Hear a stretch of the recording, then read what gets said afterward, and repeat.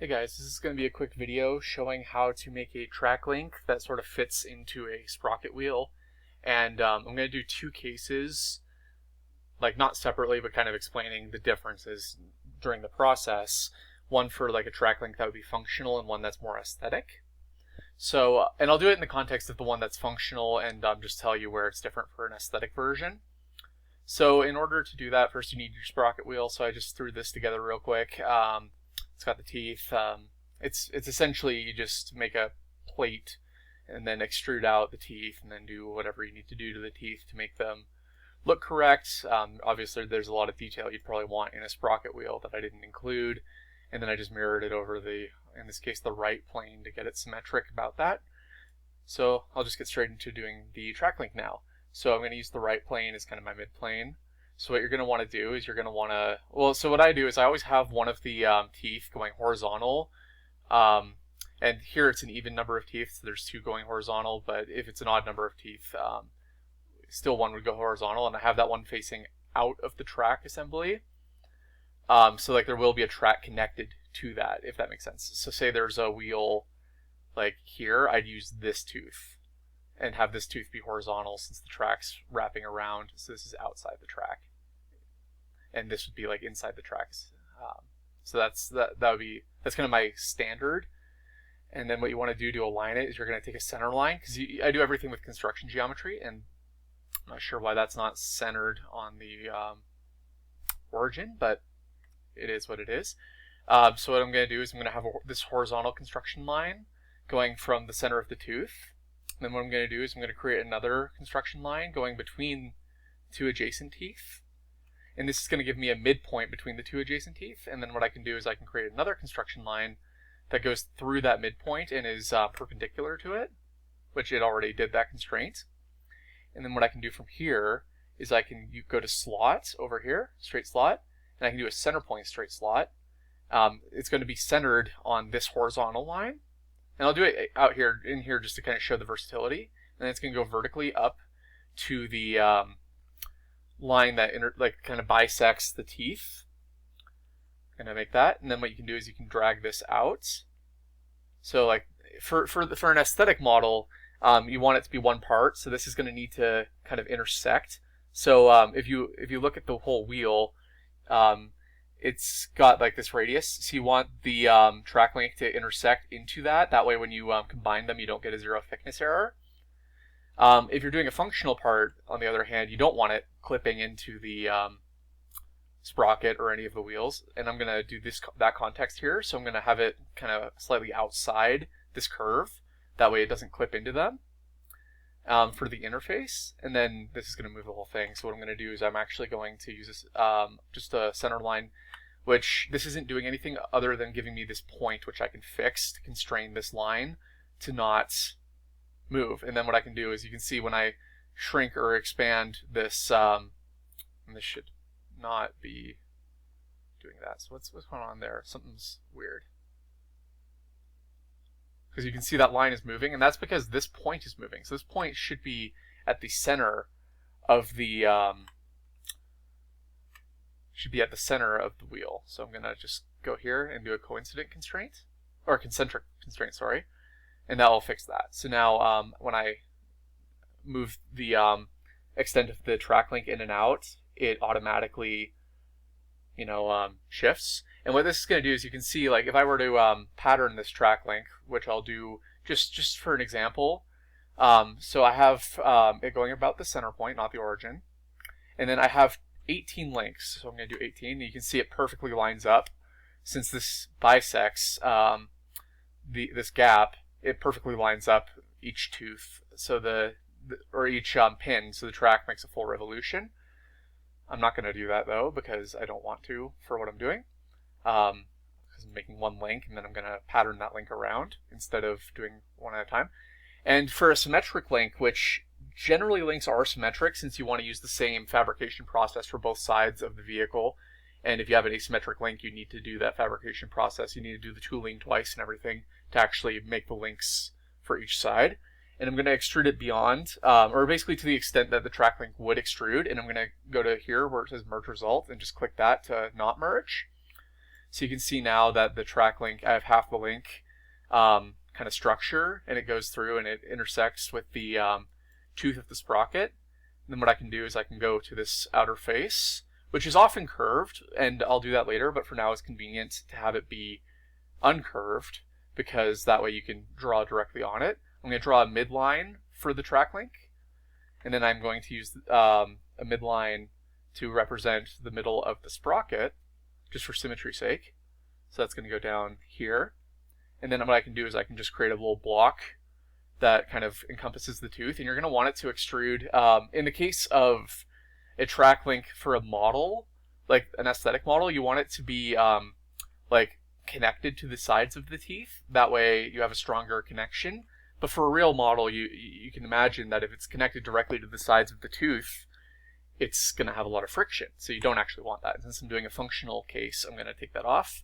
And I'm just going to extend this slightly beyond the limits of the sprocket. So I'm going to use this just for reference, and then this does not need to be coincident. I'm just going to extend it slightly beyond there, and I'll fix this geometry. So now I can kind of play with this, the horizontal line, and I can change the height of the hole for the track link. So when I'm doing that, I'm going to make sure that it's wide enough that it should have some give, like some tolerance. So you can see here that the tooth extends to about here. So I want my opening for the tooth to be slightly wider. That way it doesn't need to perfectly align in order to grab the tooth. So it gives you some play, some tolerances, which is always important in any applied application. Redundant words. Now I'm just going to extrude cut through the track link. You could do it exactly through the track link. I'm just going to make it so the feature scope here is only the track link, so it's not going to delete from the sprocket. And you can see that's just kind of the hole for the tooth to fit into. And for an application, you probably, if you're going to machine this or something, you probably want to round off the inner corners. In real life, you'd probably want to do it to like the slightly larger than the radius of your tool, just so you can smoothly cut it. I'm just kind of doing this as an example, so I'm not going to worry too much about that. But I am going to round it off just for that example, since for machining, those of you who know how that works, it's very hard to do a perfect like right-hand angle on an interior. Like, it's just, there's ways to do it, but it's very difficult. So that's kind of how you get the tooth and the edges lined up so that they'll intersect. And what I'm going to do is I'm going to kind of make the teeth, as it were, that the tracks interlock with. And what I'm going to do for that is I'm going to draw just a box in a very inefficient way. And I'm going to measure this distance and just give it some standardized distance. So I'll do 0.05.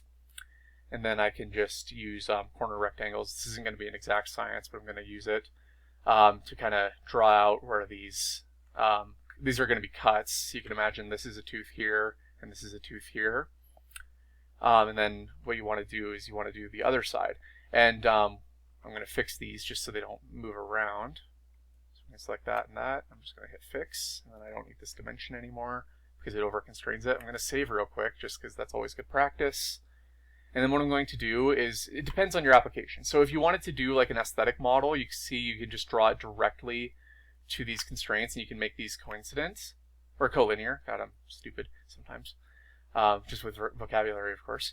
That way, like when you pattern the track, they meet at this point, and that increases the strength of the track. Although in real life, when you're doing it, you obviously, or I should say, like not obviously per se, but you want there to be a little bit of gap. That way they don't have friction, they articulate smoothly and everything. So I'm going to do a midline on the gap between the teeth, and I'm going to just draw another center rectangle that is going to go, but instead of going all the way here, so I'm going to be cutting. So instead of, if I went all the way here, the teeth would perfectly mesh, like I said. So I'm going to go a little further. That way there's going to be, like, if you want to see, this is the gap that's going to be between the teeth. And that means that there's going to be less friction, and it's just going to line up better.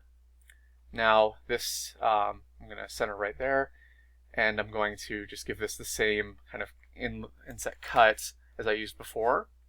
And then I do need to make sure, so I'm going to use a construction geometry just to make sure that the teeth are a little wider than the gap. And then I'm going to, here it's a little different because there's no center line to use. So I'm going to have it go to the same lower extent as this cut. And then I'm going to just draw, and I'm going to overextend on the right because you cut into nothing, nothing's going to happen. And what I'm going to do is, again, just make sure that there's a little gap. You probably want to measure that with your tolerances and stuff. Kind of depends what you're doing. I'm going to fix these. And this is going to be collinear with that. So like obviously I can move this around, but I just need to make sure it's cutting out the material. And then I'm just going to do an extrude cut through the track link, like so. And that is going to give me these kind of interlocking teeth. And in fact, what I should do is this dimension, since you want the full rotation, you see how this dimension should be slightly larger than the radius of the track edge. So I'm going to fix that because that's kind of important for getting it to not clip. And you can imagine if it's not like more than that radius, you're going to have this upper edge of this rounding intersecting with the flat plate over here, and it's not fun. You don't want that. So I'm going to take this out. I'm going to take this out. So now I should be able to move this up and down. Well, it's not quite doing what I want, but it's an easy fix, albeit a little contrived. So I'm just going to do this. I'm going to delete that. And what I'm going to do is you can see how you can measure the radius of this piece with this line that corresponds to the edge. So this edge, so the radius is just this distance from here down to here. So what I'm going to do is I'm going to create a midline from here, and I'm going to go slightly beyond the bottom of the track pin. That way, what we'll do, and I'm going to fix these just to fix that geometry, and I'm going to make a construction. But that will tell me how high this needs to go so that there's enough clearance between the radii. So I'm going to make that coincidence, make this, and then I'm going to do the same process here. So I'm just going to cheat a little bit. Well, it's not really cheating. There's no such thing as cheating in CAD, really. It's just making it work. And I'm going to fix these points. So this is the height off the bottom of the track link from this perspective. So this 0.05 is actually irrelevant, but then I'm just going to use another center line. This point can be fixed. And this line needs to have the same length as this line. And this is going to be coincident. And there you go. So when you do that, now when I pattern this, and I'll just do that real quick to show you. So I need to go around that. I'm going to pattern the body. 18. You can see how there's a gap here. That's what we're doing, is making sure there's a gap here so there's no intersection. You can see there's also a gap here so that the kind of teeth don't intersect.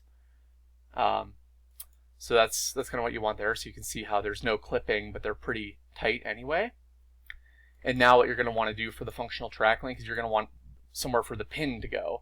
And the way you want to do this is generally what you're going to do is this. So you see how this is kind of the inner piece, and this is the outer, because this is on the outside of the track, and this is on the inside of the track. What I'm going to do is I'm going to add the the circles for the cuts, centered on the concentric. That's the word, with the edge here. I'm going to do that, and I'm going to do the same thing down here. Now you might be inclined to make these circles the same diameter, but you shouldn't. And the reason is, say my track pin is, well, let's see what this dimension is. Say my track pin is like 0.03 inches in the case of this model. I'm going to do like 0.0325. So I'm adding a little bit of clearance, but it's pretty tight. And what that's going to mean is when I put the track link in, or the pin in, it's going to have some friction, and it's going to really stick on this upper piece. Now, if you do that on the lower piece, you're going to get friction on the whole track, so it's going to be harder for it to rotate. So what I'm going to do is I'm actually going to make this one, instead of 0.0325, I'll do like 0.0375. So it's slightly larger, which means that this will be freer around the track pin and can rotate more readily since it's not as tight. And that'll mean that the track pin almost like sticks to the top here and is free on the bottom, which will let it swivel around the pin while holding the pin in place. Now what I'm going to do is I'm just going to do an extrude cut. I'll just do through all, both, just so it goes through the entire track link, and I'll apply it only to the track link. So now you've got these this kind of basic shape of the track, and this is basically all you need for a functional track link, minus if you wanted to put a tooth in, and I will put a tooth in. So what I'm going to do is I'm going to go here, I'm going to draw a line so the tooth is centered on the track link. So this horizontal line is now the center of the tooth on the track, and then I'm just going to draw a simple, there's no exact science, well, what I do is I do replicas, so the exact science is making it look like the subject material. And then I'm going to turn this to construction. So this is kind of like just the tooth at the center of the track. So what this does in real life is you've got generally wheels that have a groove in the middle.